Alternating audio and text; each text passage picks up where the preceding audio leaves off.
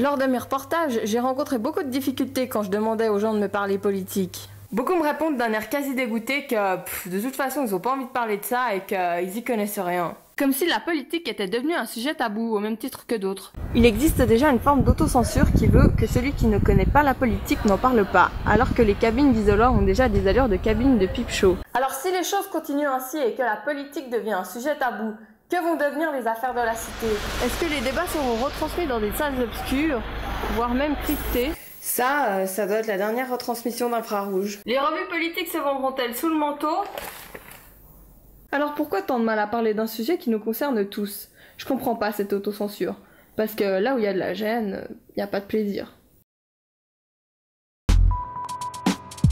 La campagne des élections fédérales ne parle pas de culture, et pourtant elle concerne la vie des jeunes. C'est quoi pour vous la culture? La religion, la culture générale, voilà. Tout ce qui se passe dans le monde. C'est beaucoup de choses, c'est ses origines, c'est où on vit, la musique, je sais pas, l'art. Il y a beaucoup de choses qui englobent la culture. C'est la littérature, le cinéma, les musées, les expos. La musique, les jeux vidéo, le cinéma, puis ça s'arrête à peu près là. Je sais rien, moi c'est vivre, voilà. C'est dormir, manger, puis sortir. Et en fait-on assez pour votre culture? Tout dépend de ce qu'on cherche. Oui, je pense que oui. Ouais. Ouais. Oui. Non? Pourquoi? Par exemple sur la musique, il n'y a pas beaucoup de stars suisses, on guillemets.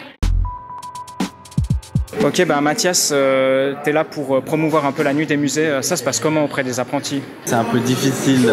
Écoute, je sais pas. Il y a vraiment tous les types de réactions, mais il y en a qui nous disent d'emblée ça nous intéresse pas, quoi. Comme si c'était quelque chose de cool de dire qu'en fait les musées ça m'intéressait pas, quoi. Et puis on s'est vraiment rendu compte que ces deux événements ne leur intéressent pas trop, quoi. Ni la politique, ni les musées. Madame Roth-Bernasconi, vous êtes en route à Berne. Vous avez mis quoi dans votre valise? Elle a l'air bien grosse et bien pesante. J'ai mis déjà, disons, la moitié des documents pour la session, parce que la session commence lundi prochain. Ouais. Et je ne peux pas prendre tout en une seule fois. Comme je vais aujourd'hui pour une séance avec les femmes socialistes, je prends la moitié. J'ai un appartement à Berne, donc je peux poser les choses. J'ai aussi pris déjà des habits, parce qu'en automne, on ne sait jamais quoi mettre. Ah, oui. À Berne, il fait toujours plus froid qu'à Genève.